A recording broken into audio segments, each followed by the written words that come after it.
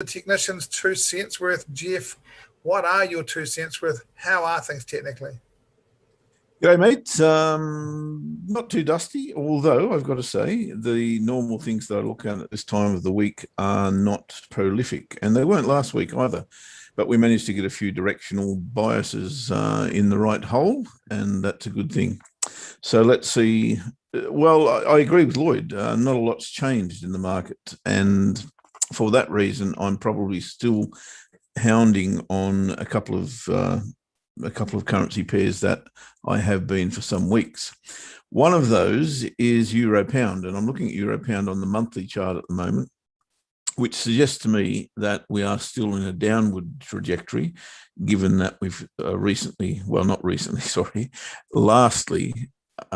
come off the top of this range, this rectangular box, whatever you want to call it, and we're now looking to head to the bottom of that range. Now, last month's, well, it's still this month, isn't it, really, I suppose? I'm referring to it last month because tomorrow is a bank holiday in both London and New York. So odds of me, or the chances of me trading will be absolutely minimal, if not non-existent. But I do see some more downside here for euro pound. We tried to get into this last week. We got into it all right and just missed our TP1, and I suffered an ignominious exit on that one where I should have taken profit. Got a little bit over enthusiastic on that first take profit level. But since then, I've seen a key reversal bar here on the weekly chart, which suggests to me that we are going to see more downside. If I convert that to the daily chart, I can see a clear break of this support trade line, also a trend line, and a retest of that on Friday as well. That kind of gets me a little bit interested in the downside already, even if that bar there wasn't accompanied by that retest bar, which is also a high test bar, almost off the weekly pivot, certainly off the daily pivot last week. I think it would even be tradable by itself. I'm inclined to place an order underneath this bar with a stop loss above it. It will be dangerous, and I would recommend that if you are considering following that, to get some profit in the bank at that level there, which is what, 85.60. So it'll be a very tight TP1 on that, but I certainly will be doing that on Tuesday, guys. I won't be doing it tomorrow. So if tomorrow's bar moves a whole lot, that probably won't be in play. But at this point in time, that is my intention to trade that bar. So I'm looking for an inside bar tomorrow, and hopefully that will be the case. The second one I'm going to look at is Euro CAD, and of course, those of you who follow Ash and myself will know that I've been in Euro CAD for 100 years. Well, since the 14th of January, actually, I've been trading this short. Now, I think there's another opportunity here, frankly, and I still see downside in this. We're coming off these, well, triple top, call it what you want. We've had a big bearish bar back in, where are we now? March. And that was followed up by a little inside bar. We only just broke to the downside during this month, and we've come off it again. And I totally get that. So that makes it a little less enticing, but we are at a very crucial level here on the weekly chart. Had a key reversal bar the week before last, and now we've got an inside bar. I like that particular formula. Actually, I think it is another key reversal bar. I think the high is a bit higher. So it's probably a tradable commodity once again, except, again, I have to reiterate that there is no market for me tomorrow with both a UK and a US bank holiday. But I do like the scenario here. I like the setup. We've got a trade line that's been broken and retested. We've got all sorts of things going on here. It's pointing to me to be a downside entry once again. That's last week, so please ignore that. I'm just still bearish, I suppose, and I can see no reason to stop that momentum. I think this phase is just turned into phase 2, and I'm looking for phase 3, and there's pretty obvious targets down here at the bottom. The The last one I'm looking at is pound Swissy.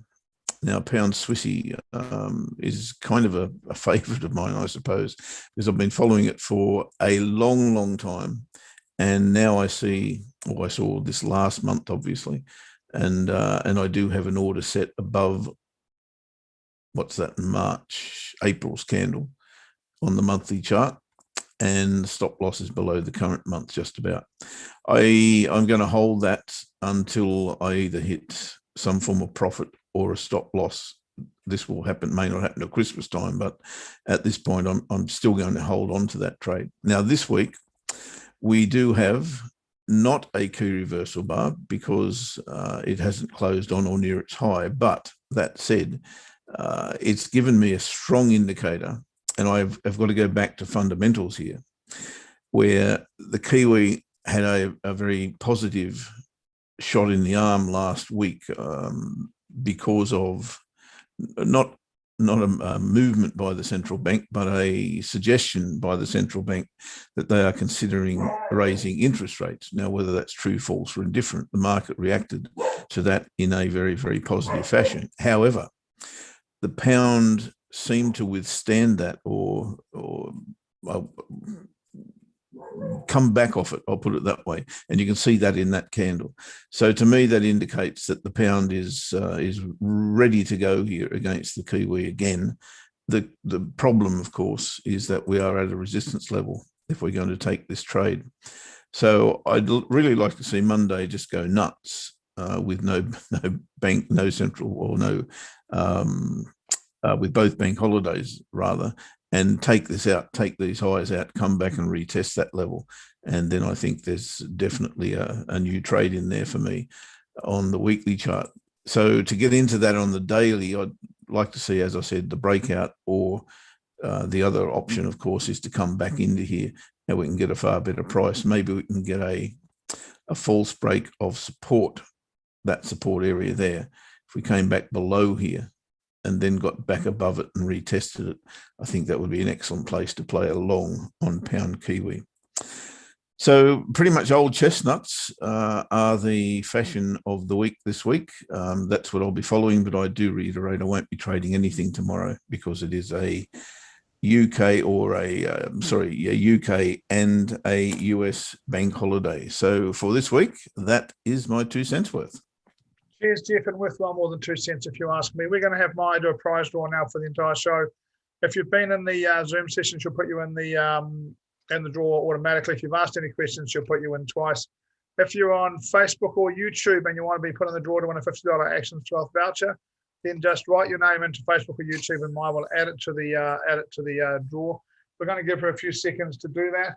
I do want to remind you guys, next weekend is a big weekend for that.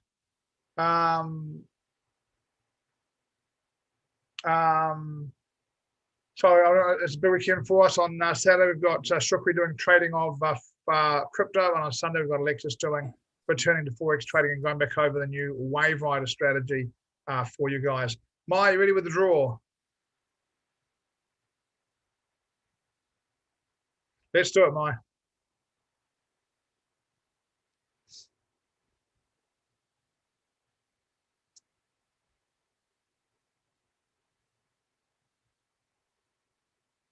Maya? Cheers, thank you.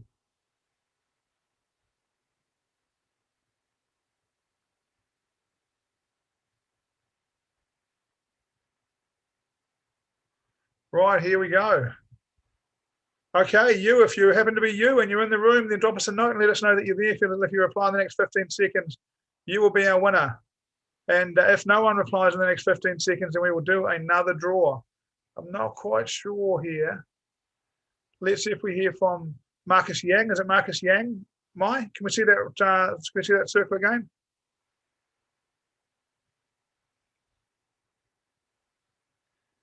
Yu Chong Lee, are you in the room still?